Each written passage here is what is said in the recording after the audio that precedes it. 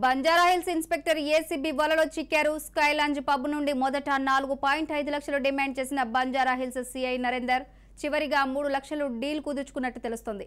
Right, ఇదే అంశానికి సంబంధించి మరింత సమాచారం మా క్రైమ్ బ్యూరో చీఫ్ పవన్ అందించడానికి సిద్ధంగా ఉన్నారు. పవన్, బంజారాహిల్స్ పోలీస్ స్టేషన్ లో ఏసీబీ సోదాలు కొనసాగుతున్నాయి. ఇన్స్పెక్టర్ పబ్బు సంబంధించిన యజమాని వద్ద లంచం తీసుకున్నారని చెప్పి కూడా గతంలో ఏసీబీ అధికారులకు కూడా ఫిర్యాదు అందింది. అయితే ఫిర్యాదు అందిన నేపథ్యంలోనే ఈరోజు ఈ యొక్క సోదాలు నిర్వహిస్తున్నారు. అయితే ఆ స్కైలాండ్ పబ్ వద్ద మొదటగా 4,50,000 డిమాండ్ చేశారు. దాని తర్వాత 3 లక్షలకు ఒక బేరంగా కుదిరినట్టుగా తెలుస్తుంది. దాని తర్వాత 50,000 అడ్వాన్స్ గా తీసుకుంటూ పూర్తిగా దీనికి సంబంధించి ఒక వీడియో రికార్డింగ్ కూడా ఆ యొక్క పబ్బు యజమాని చేసినట్టుగా తెలుస్తుంది. ఈ యొక్క ఆధారాల ప్రకారమే ఈ రోజు ఎస్ఐ నరేందర్ పాటు హోంగార్డ్ హరి ఆ యొక్క ఇన్స్పెక్టర్ నరేందర్ ను పూర్తిగా ఏసీపీ అధికారులు విచారణ కొనసాగిస్తున్నారు.